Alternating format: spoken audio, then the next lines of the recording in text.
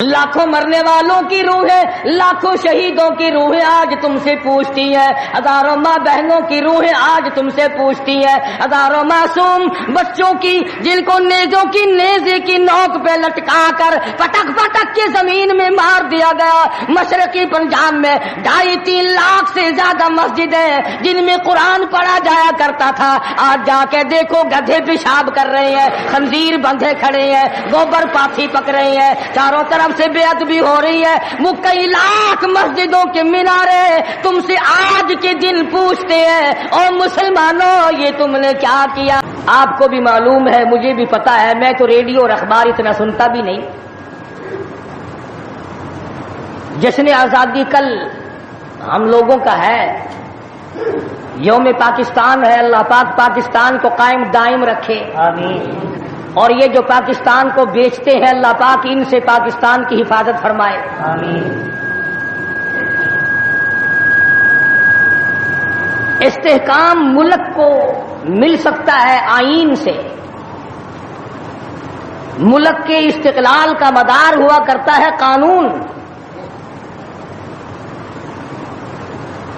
جس اسلام اور ایمان اور قرآن اور نبی کریم صلی اللہ علیہ وسلم کے فرمان کا سن 46 میں مسلمانوں سے وعدہ کیا گیا تھا، وہ خواب آج تک شرمندہ تعبیر نہ ہو سکا۔ آئے اور چلے اور مر گئے، آئے اور چلے گئے اور مر گئے، لیکن خدا کے قرآن سے فریب کیا، اللہ کے نظام سے دغا کی، دھوکہ کیا، قوم سے دھوکہ، خدا سے دھوکہ، خدا کے قرآن سے دھوکہ۔ نسلیں بدل گئی، اتنا لمبا عرصہ گزرنے کے بعد آج تک اسلام کی بسم اللہ شروع نہ ہو سکی۔ اور آپ کو معلوم ہے کچھ لوگ ابھی زندہ ہیں کہ کن حالات میں پاکستان بنا، اور کیا لوگوں کا خیال تھا، اور کیا سوچ تھی، اور کیا تصور تھا، اور پھر بنا ہوا کیا دیکھا۔ علماء اکرام نے ہمیشہ جدوجہد کی، علماء حق نے ہمیشہ للکارا، انہوں نے یہ آواز نکالی کہ مولوی آپس میں لڑتے ہیں، ہم کون سے مولوی کا اسلام نافذ کریں۔ قطب عالم حضرت مولانا احمد علی صاحب لاہوری سب قید رحمت اللہ علیہ نے 52 علماء کی کمیٹی کراچی میں بٹھا کر شیعہ، سنی، دیوبندی، بریلوی، اہل حدیث تمام علماء سے ایک دستاویز کرا کر ان کو تیار کر کے ان کے حوالے کر دی کہ آئین خدا بندی میں ہمارا کوئی اختلاف نہیں۔ تو علماء کی بات تو ختم ہو گئی۔ اب رہی بات یہ کہ وہ کون لوگ تھے جنہوں نے پاکستان بنایا اور کس طرح سے یہ ملک بنا۔ پیسے سے نہیں بنا، ان سرمایہ داروں اور ذمہ داروں سے نہیں بنا، یہ ملک نوابوں نے نہیں بنایا، جاگیرداروں نے نہیں بنایا، بلکہ اس ملک کی بنیاد میں ہزاروں نہیں لاکھوں آدمیوں کی جان لگی ہے۔ سڑکوں پہ قافلے کٹ گئے، گاڑیاں پوری ٹرین کٹ گئی، لوگوں کو نماز جنازے نہ ملے، قبر نہ ملی، کفن نہ ملا، غسل نہ ملا، اور یہاں تک دیکھا گیا کہ بعض لوگوں کے سیریوں کو، کھوپڑیوں کو جنگلوں میں کتے گھسیٹتے پھرے۔ اتنی جدوجہد اور اتنی قربانی کے بعد یہ ملک اللہ تبارک و تعالیٰ نے عطا فرمایا۔ ہر شخص کا یہ خیال تھا، ہر شخص کا یہ تصور تھا، ہر شخص کی یہ سوچ تھی کہ ہم وہاں پہنچیں گے، الحمدللہ وہاں ہمیں اسلامی نظام ملے گا، قرآن کا قانون ملے گا، اللہ کی کتاب کا قانون ملے گا، محمد عربی صلی اللہ علیہ وسلم کا دستور ہمیں ملے گا۔ لیکن جب یہاں پہنچے اس وقت تو کیا ملتا، آج تک نہ ملا۔ قرآن کریم میں اللہ تبارک و تعالی جل شانہ نے اعلان کر دیا، الف لام میم احسب الناس، کیا لوگوں کا یہ خیال ہے، کیا لوگوں کا یہ گمان ہے، کیا لوگوں نے یہ تصور کر رکھا ہے کیا لوگوں نے اپنے دلوں میں یہ بات بٹھا رکھی ہے احسب الناس ان یترکوا ان یقولوا آمنا، یہ کہ اتنا کہنے پر چھوڑ دیے جائیں گے آمنا ہم تو تیری ذات کو مانتے ہیں، اتنا کہنے پر چھٹکارا ہو جائے گا، موت کے وقت کامیاب ہو جائے گا آدمی، قبر کے وقت کامیاب ہو جائے گا، پلسرات میں کامیاب ہو جائے گا، میدان حشر میں کامیاب ہو جائے گا، صرف اتنا کہنے سے آمنا، او پروردگار میں تو تیری ذات کو تسلیم کرنے والا تھا، میں تو تجھے ماننے والا تھا۔ اب آواز آتی ہے ارے تم بھی دوستوں کو پرکھ کے دیکھتے ہو، رشتہ داروں کو آزما کر دیکھتے ہو، وہم لا یفتنون، میں بھی تو تمہیں آزما کر دیکھوں گا تم کیا کرتے ہو، زبان سے کیا کہتے ہو اور عمل کیا کرتے ہو۔ وَلَقَدْ فَتَنَّا الَّذِينَ مِن قَبْلِهِمْ فَلَيَعْلَمَنَّ اللَّهُ الَّذِينَ صَدَقُوا وَلَيَعْلَمَنَّ الْكَاذِبِينَ۔ فرمایا البتہ تحقیق میں خدا کی یہ عادت ہے، میں خداوند کریم کا یہ مزاج ہے، میں پروردگار عالم کے یہاں یہ طریقہ ہے، میں بھی آزما کر دیکھا کرتا ہوں یہ مجھے ماننے والا زبان کی نوک سے مانتا ہے یا دل کی کوٹھڑی میں بھی میرے لیے کوئی جگہ موجود ہے، میں بھی دیکھتا ہوں۔ لیکن آج حالات یہ ہیں پروردگار عالم نے ہمیں پرکھا، ہمیں آزمایا، فرمایا وعد اللہ الذین آمنوا وعملوا الصالحات منکم، اللہ پاک فرماتے ہیں میرا ایمان والوں سے وعدہ ہے اور جو کام اچھا کرتے ہیں تم میں سے لیستخلفنہم فی الارض، میں ان کو زمین کی بادشاہت عطا کروں گا، ان کو ملکیت عطا کروں گا، ان کو میں دنیا کا اقتدار بخشوں گا، کما استخلف الذین من قبلہم، جیسا کہ میں نے پہلے لوگوں کو بھی آزمایا یوں ہی دے کر اقتدار۔ مگر ہم لوگ اقتدار کی نشے میں، کمانے کھانے کے نشے میں، تجارت کے نشے میں، زمین کے نشے میں، اپنی دولت کے نشے میں یہ سوچنا بھی بھول گئے کہ پروردگار عالم نے کتنا بڑا کرم کیا، کتنا بڑا فضل فرمایا، کن لوگوں کی قربانی سے یہ ملک بنا۔ گارے کی جگہ پاکستان کے جڑوں میں، بنیادوں میں جو گارا بن کر کے لگا ہے، رب ذوالجلال کی قسم اس میں پانی نہیں پڑا، مسلمانوں کا لہو لگا ہے۔ اینٹ روڑوں سے بنیاد نہیں بنی، اینٹ اور سلوں سے بنیاد نہیں بنی، پاکستان کی بنیاد میں شہزادیوں کی آبرو لگی، خانزادیوں کی عزت لگی، ہزاروں عورتیں دریائے جمنا میں ڈوب کے مر گئی، ہزاروں عورتوں نے جب دیکھا ہندو ہماری عزت پہ ہاتھ ڈالے گا، سکھ ہماری آبرو پہ ہاتھ ڈالے گا، سکھ اللہ کے قرآن کی توہین کرے گا، اپنے گھر میں سے عورتوں نے سونا نہ اٹھایا، چاندی نہ اٹھائی، بچے سینے سے نہ لگائے، گھر کا کوئی مال و متاع ساتھ نہ اٹھایا، ایک اللہ کا قرآن اٹھایا، کافر کا ہاتھ خدا کی کتاب کو نہ لگے، کافر کا ہاتھ مجھ اللہ کی بندی کو نہ لگے، سینے سے قرآن لگایا، دریا میں چھلانگ لگا دی۔ آج ہزاروں لاکھوں عورتوں کی روحیں ہم سے پکار پکار کر کے پوچھتی ہیں اور تم لوگ او دھوکے بازوں اور فریب کرنے والوں، یہ جشن کیسا، یہ رقص و سرود کیسا، یہ میلہ ٹھیلا کیسا، یہ چراغاں کیسی، یہ ناچ گانا کیسا، یہ ڈول ڈھپڑا کیسا، کس چیز پر تم آمادہ ہو، کس چیز پہ ناز کرتے ہو؟ ہم نے تو سنا تھا تم سب کچھ قرآن کے لیے کر رہے ہو، مگر تم نے قرآن کریم کو تو مردوں کے لیے اٹھا کے رکھ دیا۔ لاکھوں مرنے والوں کی روحیں، لاکھوں شہیدوں کی روحیں آج تم سے پوچھتی ہیں، ہزاروں ماں بہنوں کی روحیں آج تم سے پوچھتی ہیں، ہزاروں معصوم بچوں کی جن کو نیزوں کی نیزے کی نوک پہ لٹکا کر پٹک پٹک کے زمین میں مار دیا گیا۔ مشرقی پنجاب میں 2.5-3 لاکھ سے زیادہ مسجدیں جن میں قرآن پڑھا جایا کرتا تھا، آج جا کے دیکھو گدھے پیشاب کر رہے ہیں، خنزیر بندھے کھڑے ہیں، گوبر پاٹھی پک رہے ہیں، چاروں طرف سے بے ادبی ہو رہی ہے۔ وہ کئی لاکھ مسجدوں کے مینارے تم سے آج کے دن پوچھتے ہیں او مسلمانوں یہ تم نے کیا کیا؟ دریائے جمنا کا پانی تم سے سوال کرتا ہے، اور مجھ سے وضو کرنے والے مجاہدین کبھی یوں نہیں کیا کرتے جیسا کہ تم نے اپنی روش کو بنا رکھا ہے۔ اور پھر ویسے بھی ایک گھر میں میت پڑی ہو اور دوسرے گھر میں شادی ہو اور وہ باجا بجائیں تو علاقے کے لوگ یوں کہیں گے یہ بڑے سنگ دل ہیں، یہ بڑے پتھر دل ہیں، یہ بڑے احمق لوگ ہیں، برابر میں موت ہے، برابر میں قضیہ ہے، برابر میں فوتگی ہے، اور یہ ناچ رہے ہیں۔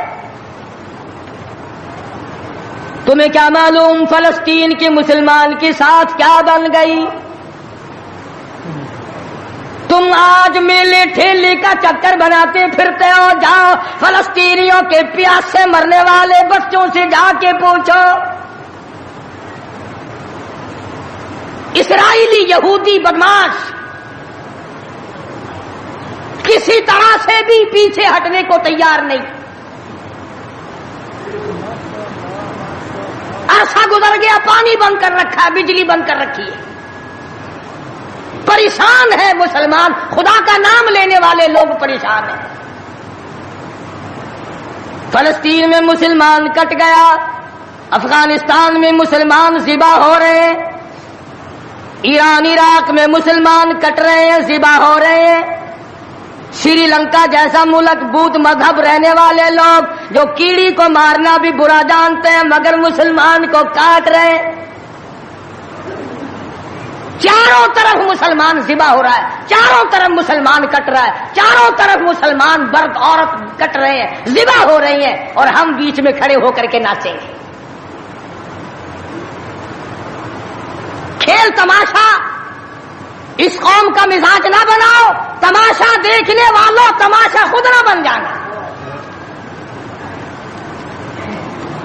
امام الانبیاء محبوب کبریا حضرت محمد مصطفیٰ صلی اللہ تعالی علیہ وسلم نے ارشاد فرمایا، او لوگو جب کوئی قوم کھیل تماشے میں پھنس جاتی ہے، جب کوئی قوم گانا بجانا اپنی زندگی کا محور بنا لیتی ہے، پھر اس قوم کو زمین پہ بسنے کا حق نہیں رہتا، وہ قوم زمین میں دس جانی چاہیے۔ ایک مر رہا ہے اور ایک رنگریلیاں منا رہا ہے۔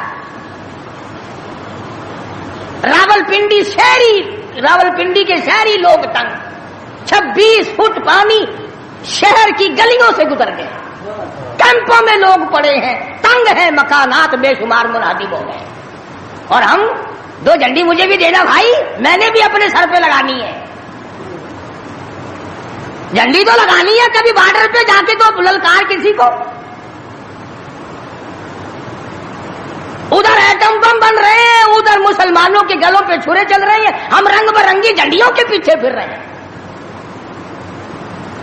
سال میں 4 موقع بنا دیے قوم کو کھلانے کے، تماشا دکھانے کے، کہ تم اسی دھندے میں لگے رہو۔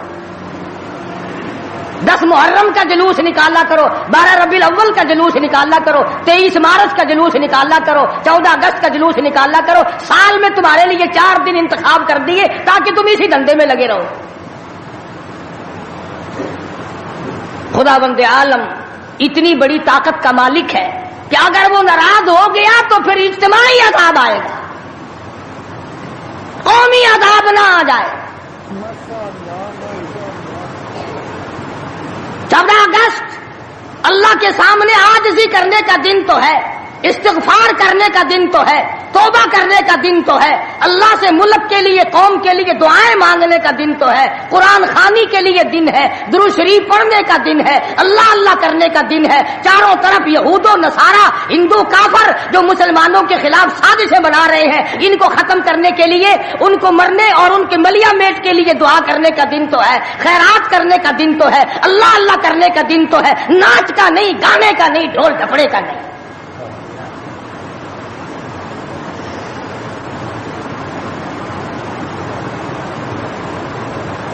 ترقی اس کا نام نہیں کہ فلاں جگہ اونٹوں کی دوڑ ہو گئی، فلاں جگہ گھوڑوں کی دوڑ ہو گئی، فلاں جگہ لوگوں کی دوڑ ہو گئی، فلاں جگہ چھوکروں کی دوڑ ہو گئی۔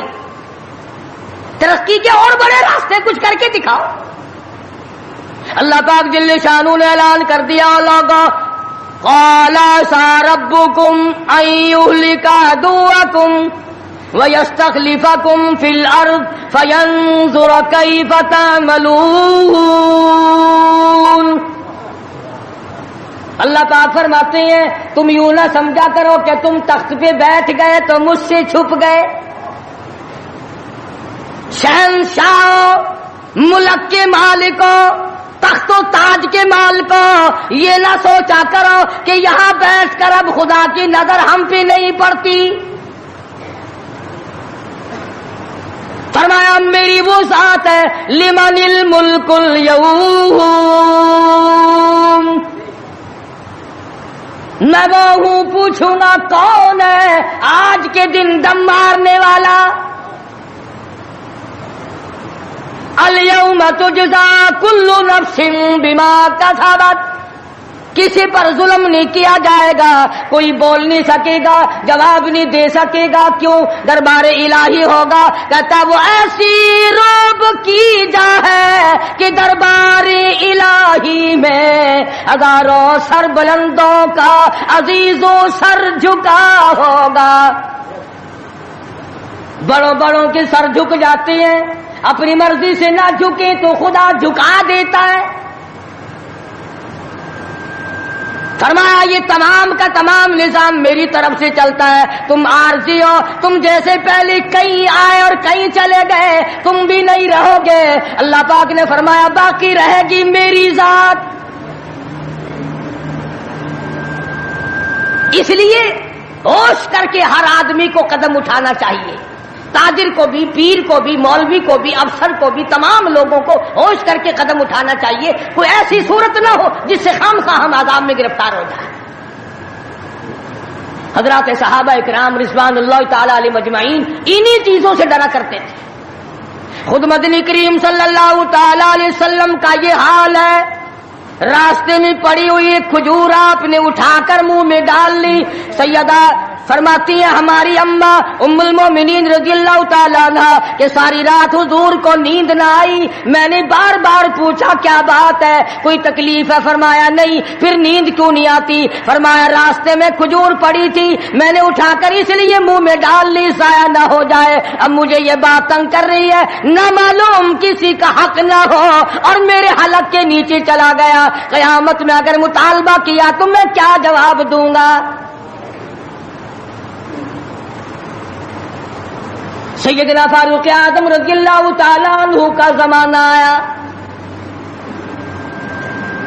آپ نے اہل مدینہ کو اکٹھا فرمایا اور فرمایا کہ تم جانتے ہو میں تجارت کرتا تھا اور آج تم نے مجھے ایک کام میں مشغول کر دیا خلافت کے، اب میرے گزر اوقات کی کیا صورت ہوگی؟ تو تمام صحابہ کرام نے، اہل مدینہ نے یہ فیصلہ کیا کہ متوسط درجے کا جو کھانا ایک عام آدمی کھا سکتا ہے اتنا وظیفہ مقرر ہو جائے۔ چنانچہ فاروق اعظم رضی اللہ تعالیٰ عنہ کا وظیفہ مقرر ہو گیا۔ امیر المومنین خلیفۃ المسلمین 22 لاکھ مربع میل کا حکمراں، کابل سے لے کر طرابلس تک کا حکمراں فاروق اعظم، جس کو خدا کے نبی نے اللہ میاں سے مانگ کے لیا۔ ایک دن جمعے کے اندر خطبہ ارشاد فرما رہے ہیں، خطبہ دے رہے ہیں، صحابہ کہتے ہیں ہم نے امیر المومنین فاروق اعظم کو تہمت کو دیکھا، منجلے اور لنگی کو دیکھا، ایک لنگی میں ایک چادر میں 12 پیوند لگے ہوئے تھے۔ 12 پیوند، 22 لاکھ مربع میل کا حکمراں، اس کے تہمند میں 12 پیوند ہے، ایک پیوند چمڑے کا بھی ہے۔ آج تو پیوند لگانا ہمارے یہاں عیب بھی ہو گیا، کون اس بات کا خیال کرتا ہے؟ ایک اور جمعے میں دیر سے تشریف لائے فاروق اعظم رضی اللہ تعالیٰ عنہ، لوگوں نے عرض کیا کہ آپ نے دیر کی؟ فرمایا یہ کپڑے جو تمہارے سامنے پہن کر آیا ہوں میرے پاس یہی کپڑے ہیں، یہ دھوئے تھے، خشک نہ ہوئے تھے، اس لیے آدھے گیلے آدھے سوکھی پہن کر آ گیا ہوں، دیر اس لیے ہو گئی، میں بادشاہ ہوں، میں امیر المومنین ہوں، میں خلیفہ ہوں، میں مدنی کریم صلی اللہ علیہ وسلم کا جانشین ہوں، تمہارا امیر اور امام ہوں، لیکن غریب اتنا ہوں کہ یہی کپڑے ہیں میرے پاس جو تمہارے سامنے پہننے کھڑا۔ ادھر ہمارا حال دیکھ لو کیا بنا ہوا ہے۔ جس ملک کا چوڑا بھی بے ایمان ہو وہ ملک ترقی کیسے کرے گا؟ صفائی کرنے والا بنگی 4 دن تک چکر نہیں لگاتا. پوچھے کون؟ جب ہم سارے تقریباً کانے ہیں تو سوال کون کرے گا؟ ہم سے پوچھے گا کون؟ آپ مارکیٹ میں بیٹھ کر چوری کرتے ہیں، ہم مولوی غلط مسئلے بتا کر مسجد میں چوری کرتے ہیں، افسر عدالت میں قانون کی چوری کرتا ہے، ڈاکٹر اسپتال میں چوری کرتا ہے. اس کا یہ مطلب ہوا کہ ہم سب چور نہیں؟ صحیح مسئلہ بتلاؤ تو مولوی کی تنخواہ 6 مہینے نہیں ملتی، 1 مہینے کی. کون صحیح بات کو برداشت کرے؟ متولی صاحب اگر مسئلہ پوچھے نا، بیچارے مولوی کو کہنا پڑتا ہے ہاں جی چلو مسئلہ تو یوں ہے، پر جو آپ کہتے ہیں وہ بھی ٹھیک ہو سکتا ہے. اس لیے اگر یوں نہ کہے تو پھر مسجد میں کیسے ٹھہرے گا؟ سیدنا فاروق اعظم رضی اللہ تعالیٰ عنہ کھانا کھا رہے ہیں، ایک بہت بڑا امیر آدمی آ گیا. فاروق اعظم نے فرمایا آؤ کھانا کھا لو. انہوں نے کھانا کھانا شروع کر دیا. صحابی ہے، وہ بھی امیر آدمی ہے صحابی. فاروق کے دسترخوان سے لقمہ اٹھا کر جموں میں ڈالا، قسم کھا کر کہتا ہے بغیر چھنے ہوئے آٹے کا لقمہ تھا، جو کی روٹی تھی، چبا چبا کر تھک گیا مگر وہ حلق سے نیچے نہیں جاتا تھا. امیر المومنین کا کھانا ہے، بادشاہ وقت کا کھانا ہے، نبی کے جانشین کا کھانا ہے. انہوں نے کہا اے فاروق، چھنا ہوا آٹا بھی تو آپ کھا سکتے ہیں، ایسا کیا عذاب آ گیا کہ چھنے ہوئے آٹے کی روٹی نہیں کھائی؟ تو فوراً بول اٹھے، اللہ کی کروڑ رحمت نازل ہو ان اللہ والوں پر. فرمایا بھائی کیا ہر مسلمان جو بھی لا الہ الا اللہ محمد رسول اللہ پڑھنے والا ہے، ہر مسلمان کو چھنے ہوئے آٹے کی روٹی مل سکتی ہے؟ میری حکومت اتنا وزن برداشت کر سکتی ہے کہ ہر آدمی کو چھنے ہوئے آٹے کی روٹی ملے؟ انہوں نے کہا نہیں. فرمانے لگے جب تک ہر آدمی کو نہ ملے فاروق کون ہوتا ہے جو چھنے ہوئے آٹے؟ یہ چاروں صحابہ عشرہ مبشرہ میں سے ہیں، جلیل القدر صحابہ ہیں، حضور صلی اللہ علیہ وسلم کے پیارے صحابہ ہیں، حضور کے چہیتے صحابہ ہیں. آپس میں چاروں بیٹھ کے بات کرنے لگے یارو کمال ہو گیا، ہمارا امیر ہو، ہمارا بادشاہ ہو، ہمارا خلیفہ ہو اور اتنا تنگ، اتنی تنگ دستی میں زندگی کٹ رہی ہو. تو وہ کہنے لگے کہ پھر کیا ترکیب ہو؟ ان سے کہا جائے کہ کچھ وظیفہ بڑھا لو، کچھ اپنا خرچہ بیت المال سے بڑھا لو. کسی کی جرت نہ ہوئی. ایک صحابی نے مشورہ دیا کہ یوں کرو، سیدہ حفصہ رضی اللہ تعالی عنہا فاروق اعظم کی بیٹی ہیں اور محمد عربی سب کہہ دو صلی اللہ علیہ وسلم کی گھر والی ہے، ان سے جا کر درخواست کرو، بیٹی اپنے ابا سے کہے گی شاید بات بن جائے. یعنی فائدہ بھی فاروق کا ہو، مطلب کی بات بھی فاروق اعظم کی ہو، مگر کہنے کو کوئی تیار نہیں. اتنا ڈر ہے کہ یہ اپنے مطلب کی بھی نہیں سنے گا. آج کل تو ہمیں بنا کے لانے پڑتے ہیں کہ پہلے ہمیں کوئی مولانا کہنے والا ملے، فلاں صاحب کہنے والا ملے، شاہ صاحب کہنے والا ملے، 7 چمچے لے جانے پڑتے ہیں. فاروق اعظم رضی اللہ تعالیٰ عنہ اپنی لخت جگر سیدہ حفصہ رضی اللہ تعالیٰ عنہ سے ملاقات کے لیے گئے. حضرت حفصہ رضی اللہ تعالیٰ عنہ نے عرض کر دیا ابا جان یہ کیا حالت بنا رکھی ہے، یا یہ کیا پریشانی کی حالت ہے، یہ کیا تنگی کی حالت ہے، آپ کچھ وظیفہ بڑھا لیں، آپ کچھ اپنا خرچہ بڑھا لیں، اس لیے کہ مسلمان لوگ اس حالت کو دیکھنے کے لیے تیار نہیں. اب تو کہہ دینا چاہیے تھا کہ بھی جو کچھ وہ بڑھانا چاہیں بڑھا دیں، تنگ تو میں واقعی ہوں. فرمایا اے حفصہ تو ان لوگوں کے نام بتا جو تیرے پاس فرمائش کرنے آئے تھے. اور فرمایا سب سے پہلے او حفصہ او میری لخت جگر، اے میری بیٹی تیرے سامنے زندگی گزری ہے محمد عربی صلی اللہ تعالی علیہ وسلم کی، تو حضور اکرم صلی اللہ علیہ وسلم کا کھانا بتا. حضرت حفصہ کہنے لگی ابا جان میں محمد کریم صلی اللہ علیہ وسلم کی روٹی پکایا کرتی تھی، آٹا سامنے رکھ کر پھونک مار دیا کرتی تھی، جتنا گھاس اڑ گیا باقی بیچ میں پکایا کرتی تھی. اور فرماتی ہے زیتون کے تیل کا ڈبہ رکھا ہوا چکا تھا، تیل ختم ہو چکا تھا. ایک دن میں نے نیچے کی تل چھٹی گاد نکال کر روٹی کے اوپر چپڑ دی. آپ صلی اللہ علیہ وسلم نے نوش فرمائی، فرمایا حفصہ آج روٹی بڑی مزیدار لگی ہے، اور فرمانے لگے ثم لتسألن یومئذ عن النعیم.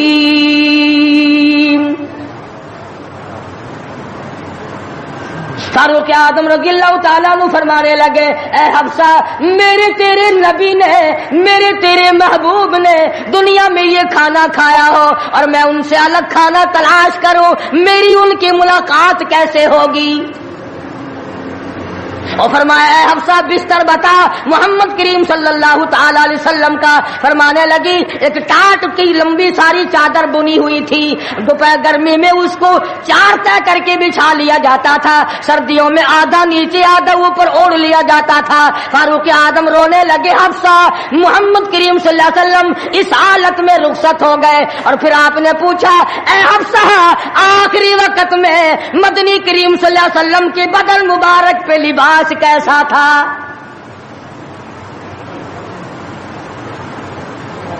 وہاں لباس کی حالت، کھانے کی حالت یہ ہے، یہاں بنگلوں کی گنتی نہیں، کوٹھیوں کی گنتی نہیں. اور یہ نہیں سوچتے اگر عذاب آ گیا تو یہ بنگلے یہ کوٹھیاں نہیں بتا سکیں گی. یہ رشوت بٹور کر کے محل بنانا یہ تو کبھی بھی کام نہیں آئے.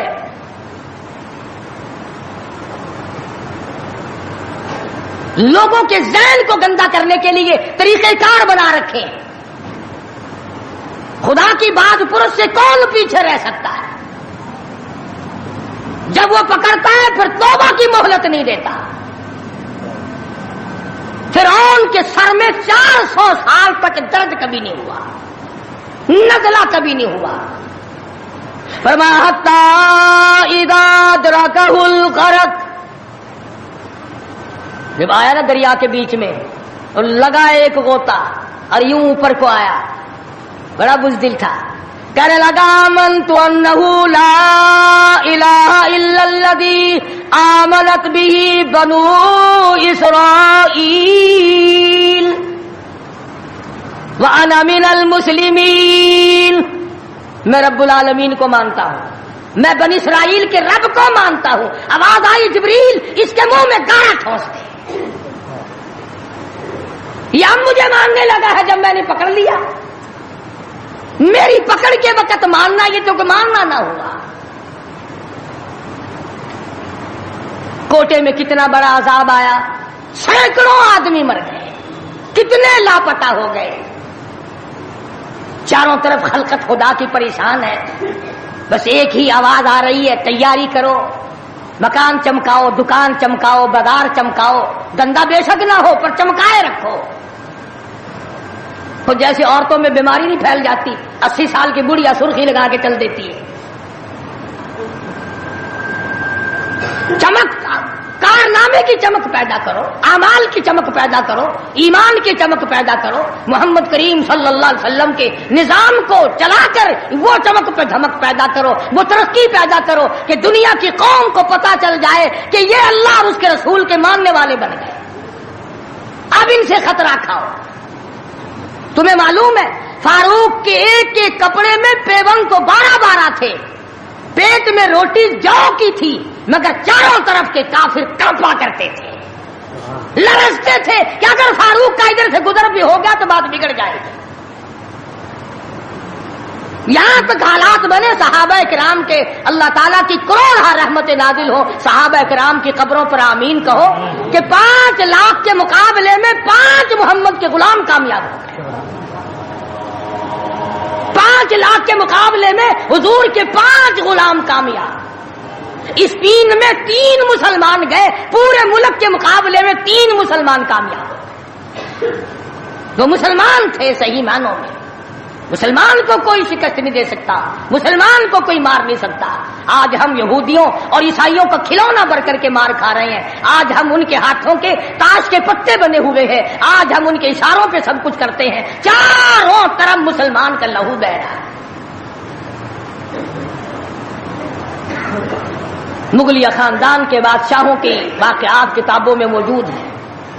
آپ پڑھ کر کے دیکھ لیں کہ جن لوگوں نے اچھے کام کیے ان کی زندگی کیسے گزری اور جن لوگوں نے برے کام کیے ان کی زندگی کیسے گزری. لوگ ان کا نام لینا بھی گوارا نہیں کرتے. کیا بات تھی. سلطان عالمگیر رحمت اللہ علیہ جہاں بادشاہ وقت تھا، جہاں پورے ہندوستان کا مالک تھا، وہاں مدنی کریم صلی اللہ علیہ وسلم کی 5000 حدیث تو زبانی یاد تھی.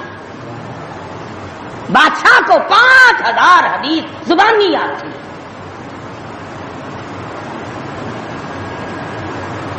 سلطان صلاح الدین خلجی رحمہ اللہ بادشاہ گزرا ہے. ہمارے یہاں عربی مدارس میں ہدایہ کتاب پڑھائی جاتی ہے 2 سال میں. پڑھنی آتی ہے، سمجھی تو کیا جائے گی. سلطان صلاح الدین خلجی بادشاہ ہو کر مکمل ہدایہ زبانی یاد تھا، زبانی یاد تھا. عالمگیر بادشاہ کی فوج کا جو کمانڈر تھا وہ اتنا بڑا عالم تھا کہ آج بھی شرع عقائد وغیرہ اور امور عامہ اور میر زاہد وغیرہ جو کتابیں ہیں منطق کی اور طرح طرح کی، یہ تمام عالمگیر کی فوج کے کمانڈر کی لکھی ہوئی ہیں. اللہ والے تھے. اور حد یہاں تک ہو گئی کہ مغلیہ خاندان کی ایک لڑکی ہے سلیمہ سلطانہ، اس نے قرآن مجید کی ترجمے کی تفسیر کی کتاب مانگی. ملا عبد القادر بدایونی انچارج ہے کتب خانے کا، کتاب گم ہو گئی تو لڑکی نے باپ سے لڑ کر جائیداد ضبط کرا دی کہ قرآن کی تفسیر کی کتاب کتب خانے سے کیوں گم ہوئی. اتنا بڑا علم کا قدر تھا لوگوں کے دلوں میں. اور محمد کریم صلی اللہ علیہ وسلم کے دین کو لوگ بادشاہ مانا کرتے تھے، وزیر مانتے تھے، سفیر مانتے تھے، درویش و قلندر مانتے تھے. عوام کے تمام جذبات جو تھے وہ اسلام کے صحیح احساسات کے مطابق تھے. تو میں عرض کر رہا تھا یہ کسی کا گلہ نہیں، یہ کسی کا شکوہ نہیں، کسی کو گالیاں دینا مقصود نہیں. اگر اتنی بات کہہ دوں تو کوئی بے جانا ہوگا کہ حرف آئے نہ کہیں، حرف آئے نہ کہیں ان کی مسیحائی پر، حرف آئے نہ کہیں ان کی مسیحائی پر، اور درد اتنا تو نہ تھا تیری دوا سے پہلے. یہ تو بہت زیادہ کڑوی ثابت ہوئی تیری دوا. یہ تو پہلے درد سے بھی زیادہ درد ہو گیا، تو نے یہ کیسی دوا پلا دی. اور بڑا عجیب شعر یاد آیا، فرق ہے تیرا میرا، فرق یہ کہتا کہ تیرا پیام اور ہے میرا پیام اور ہے، تیرا پیام اور ہے میرا پیام اور ہے، عشق کے درد مند کا طرز کلام اور ہے. دیوانوں کی باتیں اور ہیں، تمہارا طرز زندگی اور ہے. ہم نے صحابہ سے طرز زندگی سیکھا، ہم نے محمد عربی صلی اللہ علیہ وسلم سے طرز زندگی سیکھا، ہم نے عمر بن عبدالعزیز سے طرز زندگی سیکھا، ہم نے سلطان عالمگیر سے سیکھا، سلطان صلاح الدین خلجی سے سیکھا، ہم نے شمس الدین التمش سے سیکھا. تم نے طرز زندگی انگریز سے سیکھا. کب تک انگریز کے ترقی کے وارث بنو گے؟ انگریز کا لعنتی قانون کیوں پیارا لگتا ہے؟ وہی رسم و رواج، وہی طریقہ کار. کچھ کم تو ہوگی، ورنہ اب بھی کئی لوگ گلے میں پھانسی لٹکا کے چلتے ہیں اور فخری انداز میں چلتے ہیں کہ میرے گلے میں پھانسی لٹکی ہوئی ہے. جو لباس یہودی کا ہے، جو لباس ایک عیسائی کافر کا ہے، وہ مسلمان کے لیے زیب نہیں، کامیابی کا ضامن نہیں ہو سکتا. 4 دن نماز کا مذاق اڑایا گیا تھا 2 سال پہلے. دفتروں میں صفیں بچی، لوٹے آئے، یار لوگ اٹھ کے چائے کے لیے جانے لگ گئے. ارے بھائی آؤ نا نماز پڑھو. انہوں نے کہا یار تم پڑھو، ہم ابھی آتے ہیں. 4 دن کی نماز. ورنہ قوم کی اقتصادی حالت، قوم کی اخلاقی حالت اور قوم کی نمازی حالت اگر ٹھیک ہو تو بزرگوں نے لکھا ہے کہ اس قوم کو کوئی نیچا دکھا ہی نہیں سکتا. 3 چیزیں پیدا کرو، قوم کی نمازی حالت سدھارو، قوم کی اخلاقی حالت سدھارو، قوم کی اقتصادی حالت سدھارو. اس قوم کو کوئی نیچا نہیں کر سکتا. جس قوم کے ہاتھ میں تلوار ہو اور سینے میں قرآن ہو اور بازو میں جان ہو, اس قوم کو کوئی نیچا نہیں کر سکتا. لیکن جو قوم ناچ گانے کی عادی بن جائے, جو قوم میلے ٹھیلوں کی عادی بن جائے, جو قوم رسم و رواج کے پیچھے لگ جائے اور خدا کے قرآن کو صرف مردوں کے لیے اٹھا کے رکھ دے, اس قوم کا خدا کے پاس کوئی ضمانت نہیں ہے.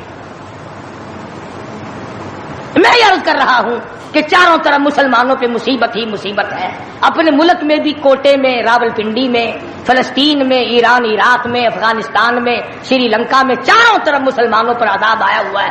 تو ہمیں اللہ میاں سے ڈرنا چاہیے, ہمیں خوف کھانا چاہیے, ہمیں دعا مانگنی چاہیے, ہمیں سجدے میں پڑھ کے رونا چاہیے, ہمیں جھنڈیاں لگا کر ناچ نہیں کرنا چاہیے.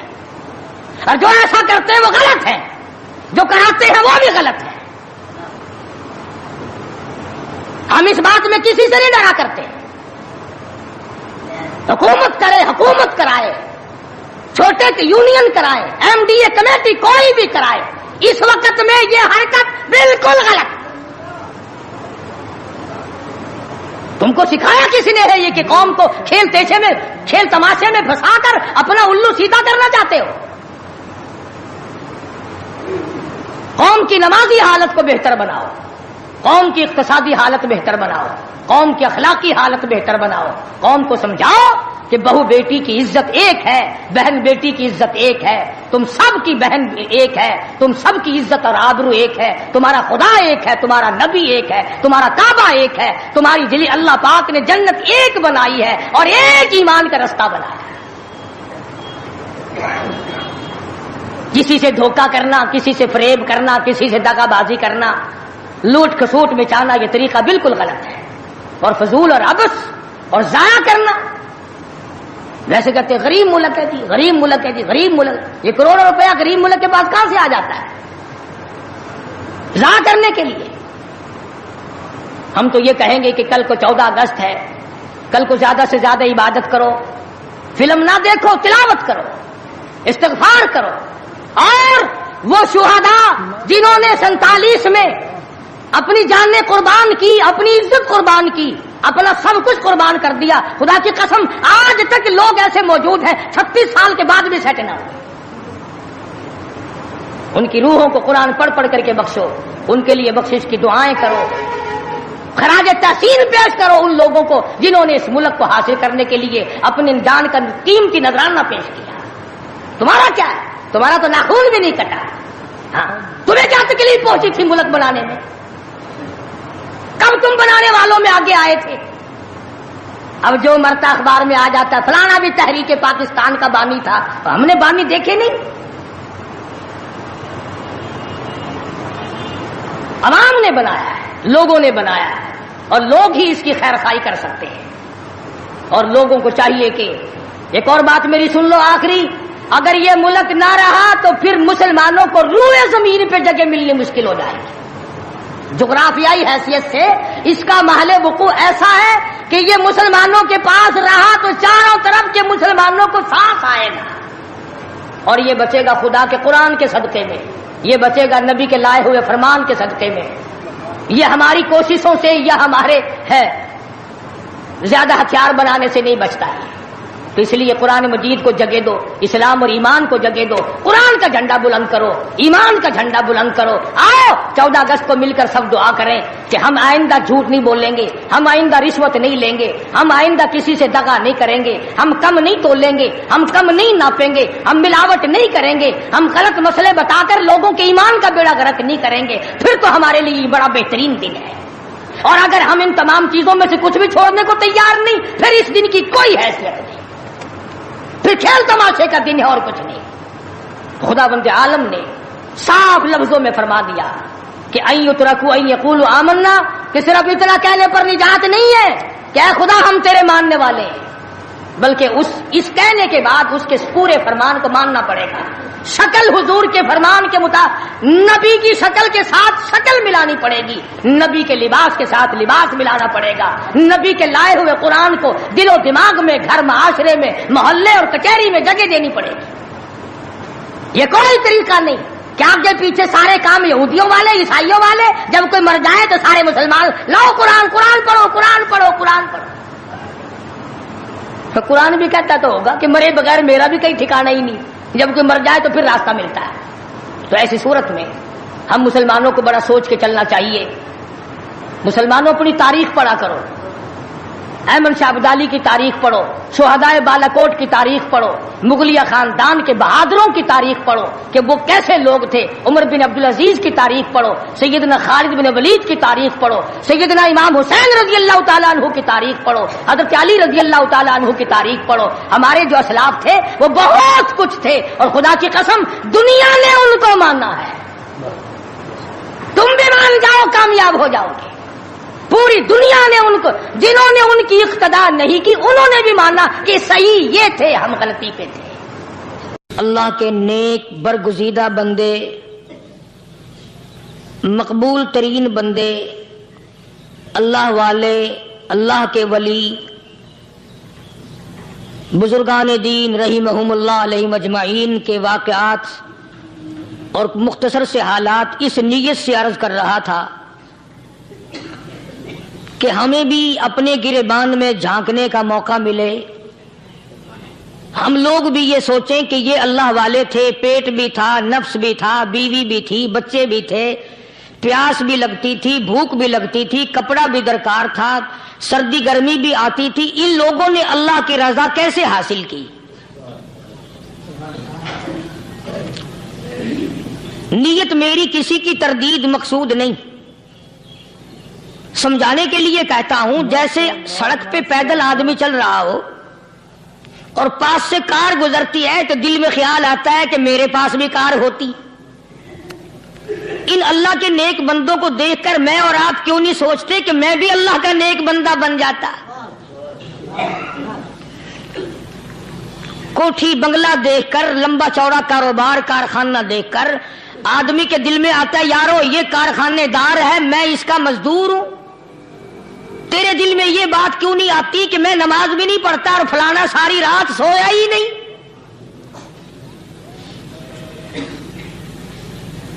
ہم لوگ اپنے معاملات میں، اپنے کردار کے بارے میں آخر کب سوچیں گے وہ کون سی نئی زندگی ملے گی؟ بس ایک دھوکہ لگا ہوا ہے، او جی میں تو گناہگار ہوں میرا کیا، او جی میں تو گناہگار ہوں میرا کیا، یوں کرتا کرتا ہی مر جائے گا، توبہ نہیں کرنی۔ کوئی آدمی پلیت ہو اور وہ یہ کہتا رہے او یار میں تو پلیت ہوں، یار میں تو ناپاک ہوں، میرا کیا میں تو ناپاک ہوں۔ اللہ کے بندے پانی کے پاس جا، غسل کر، پھر ہی تو پاک بنے گا۔ اپنے آپ کو پلیت پلیت کہتا رہے یوں تو پاک نہیں بنے گا۔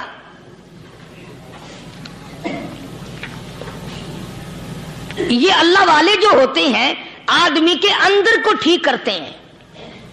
جیسے ڈاکٹر کہتا ہے کہ اگر بلڈ پریشر کے مریض ہو تو نمک نہ کھاؤ، شوگر کے مریض ہو تو میٹھا نہ کھاؤ، باغی کے مریض ہو تو آلو نہ کھاؤ۔ اللہ والا کہتا ہے اگر تمہارے اندر شرک کی بیماری ہے تو خدا کے دروازے کے سوا کہیں نہ جاؤ۔ اللہ والے اندر کا علاج کرتے ہیں، روحانی علاج کرتے ہیں، اس بیماری کا علاج کرتے ہیں جو قبر میں کام آئے گی۔ جب اللہ والوں کی مجلس میں بیٹھو گے تو وہ تمہیں یہ بتائیں گے کہ نبی کی سنتوں کے پھول چھوڑ کر بدعت کے کانٹوں کی طرف نہ جاؤ۔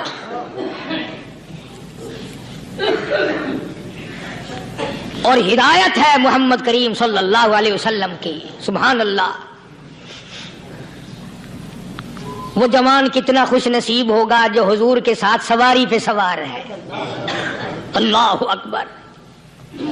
سیدنا معاذ بن جبل رضی اللہ تعالیٰ عنہ کی ذات اقدس ہے،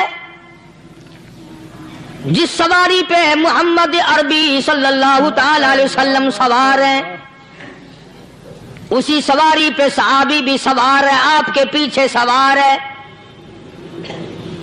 آپ نے 3 مرتبہ ارشاد فرمایا یا معاذ، وہ کتنا مقدروں والا جوان ہوگا جس کا نام آقا کے پیارے پیارے منہ سے نکلا۔ فرمایا یا معاذ، او معاذ عرض کیا لبیک و سعدیک، میرے آقا میں حاضر ہوں، میں غلامی میں حاضر ہوں. کچھ نہیں فرمایا. پھر دوسری مرتبہ ارشاد ہوا یا معاذ،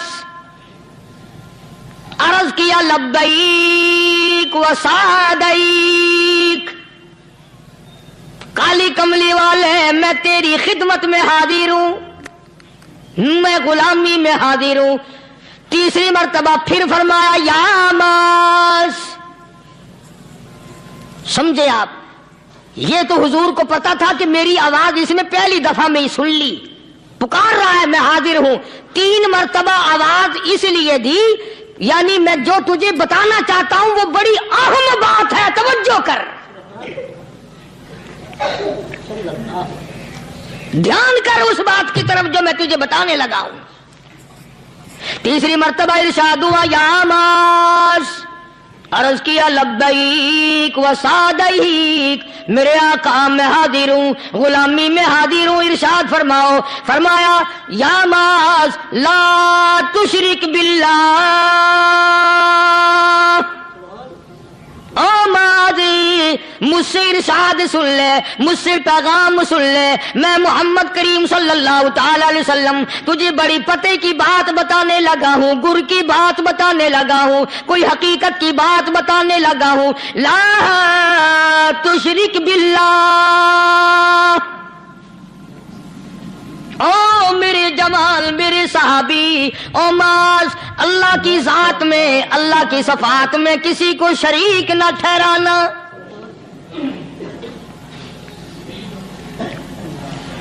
کسی کو بگڑی بنانے والا نہ سمجھنا، کسی کو پریشانی دور کرنے والا نہ سمجھنا، زندہ کرنے والا، مارنے والا، فقیر بنا دینے والا، فقیر کو شہنشاہ بنا دینے والا اس کے سوا کوئی نہیں. چلو ہو گئی بات، فرما دیا آپ نے کہ شرک نہ کرنا. اب ہماری بات سنو، ابھی حدیث کا جملہ باقی ہے جو محمد عربی صلی اللہ علیہ وسلم کی زبان مبارک سے نکلا، اہم بات باقی ہے. ٹھیک ہے فرما دیا، لیکن اب سوال کرو سرکار مدینہ صلی اللہ علیہ وسلم سے کہ جی اگر کوئی مصیبت کی وجہ سے کر بیٹھے، اگر کوئی پریشانی کے عالم میں آ کے کر بیٹھے، کوئی دکھوں کا مارا ہوا کر بیٹھے، تو صاف فرما دیا. فرمایا او معاذ ان قتلتا، اگرچہ تجھے قتل کر دیا جائے، تیرا ٹکڑا ٹکڑا کر دیا جائے، تیرا قیمہ بنا دیا جائے، اس سے بھی سخت بات آگے فرمائی او حرقتا، چاہے تجھے جلا کر خاک کر دیا جائے، تیرا قیمہ بنا دیا جائے، تجھے جلا کر راکھ بنا دیا جائے، کسی حال میں بھی تجھے شرک کرنے کی اجازت نہیں. اور ایک اور بات میرے سے سن کر پکا کے لے جاؤ. چوری کرنے والا ساری عمر چوری کرتا ہے، لیکن کبھی ایسا دن اس کی زندگی میں نہیں آیا ہوگا جب وہ یہ کہے کہ میں عبادت کر رہا ہوں. لاکھ چوری کی ہو یہ کہے گا کہ میں گناہگار ہوں، چوری کر اپن چلو تمہارے منہ پہ نہیں کہے گا، دل میں کہے گا. زنا کرنے والا کبھی نہیں کہتا کہ میں گناہ نہیں کرتا، شراب پینے والا کبھی نہیں کہتا کہ میں گناہ نہیں کرتا، حرام کھانے والا، رشوت لینے والا کبھی نہیں کہتا کہ میں گناہ نہیں کرتا. شرک ایسا گناہ ہے، ایسی گمراہی ہے، اس کو بندہ گناہ سمجھ کر نہیں عبادت سمجھ کے کرتا ہے. اور ارشاد فرمایا محمد عربی صلی اللہ علیہ وسلم نے کہ شرک کرنے والے کو توبہ کی توفیق نہیں ہوتی. وہ اس کو برا سمجھے تو توبہ کرے، جب وہ اس کو برا سمجھتا ہی نہیں تو گناہ سمجھتا ہی نہیں تو توبہ کائے کی کرے گا وہ. میں عرض کر رہا تھا کہ یہ جو اولیاء کرام ہیں، بزرگان دین ہیں، اللہ والے ہیں، یہ شرک کی لعنت سے آدمی کو بچانے کے لیے ساری زندگی کوشاں رہتے ہیں. حدیث پاک میں آتا ہے، ارشاد فرمایا محمد کریم صلی اللہ علیہ وسلم نے کہ جب آدمی گناہ کرتا ہے، فرمایا ان فی الجسد لمضغۃ اذا صلحت صلح الجسد كله واذا فسدت فسد الجسد كله الا وهي القلب او كما قال النبي صلی اللہ علیہ وسلم. ارشاد فرمایا آدمی کے بدن میں ایک گوشت کا ٹکڑا ایسا ہے کہ جب وہ ٹھیک ہو جائے تو سارا بدن ٹھیک ہو جاتا ہے، جب وہ بگڑ جائے تو سارے بدن کا نظام بگڑ جاتا ہے۔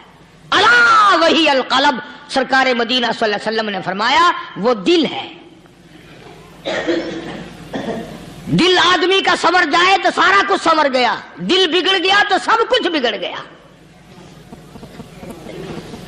ریاکاری دل سے پیدا ہوتی ہے، تکبر دیکھنے میں نہیں آتا، دل میں پیدا ہوتا ہے، فخر دل میں پیدا ہوتا ہے، عجب اور خودبینی دل میں پیدا ہوتی ہے۔ تو آقا مدنی صلی اللہ علیہ وسلم نے فرمایا کہ آدمی کا دل جو ہے وہ سفید ہوتا ہے، بالکل سفید ہوتا ہے۔ جب بندہ گناہ کرتا ہے تو ایک چھوٹا سا سیاہ کالا نقطہ اس کے دل پہ لگ جاتا ہے، پھر دوسرا گناہ کرتا ہے، پھر دوسرا نقطہ لگ جاتا ہے، پھر تیسرا گناہ کرتا ہے، پھر تیسرا نقطہ دل پہ لگ جائے، حتیٰ کہ اس کا دل سارا کالا ہو جاتا ہے۔ اور جب سارا دل کالا ہو جاتا ہے تو اس کے دل کے اندر پھر حق سمجھنے کی گنجائش نہیں رہتی، پھر وہ اتنا بگڑتا ہے کہ خلاف شرع کام کو وہ عبادت کہتا ہے، پھر وہ ڈھول دھماکے کو عبادت کہتا ہے، پھر وہ چمٹا کھڑکانے کو عبادت کہتا ہے، پھر وہ نشہ کرنے کو عبادت کہتا ہے، پھر وہ نماز نہ پڑھنے کو عبادت کہتا ہے، پھر وہ قرآن کے قریب نہ آنے کو عبادت کہتا ہے۔ حالانکہ بزرگوں کا یہ طریقہ کار نہیں۔ سائیں توکل شاہ صاحب سبقت رحمت اللہ علیہ، امبالے شہر میں مزار ہے، حضرت کے واقعات میں لکھا ہے کہ جب کوئی عالم، جب کوئی قاری، جب کوئی بزرگ قرآن پڑھتا یا کچھ بیان کرتا، اگر قرآن پڑھتا غلطی کرتا، ہاں یہ بات سمجھ لو کہ سائیں شاہ صاحب جو تھے ان پڑھ تھے، عالم نہ تھے، پڑھے ہوئے نہیں تھے، لیکن اگر کوئی قرآن کی آیت غلط پڑھتا تو سائیں شاہ صاحب جو تھے وہ کہتے کہ تو نے غلطی کی ہے، اور اگر کوئی حضور کریم صلی اللہ علیہ وسلم کی حدیث پاک پڑھتا اس میں کوئی غلطی کر دیتا تو شاہ صاحب فرماتے کہ تو نے غلطی کی ہے۔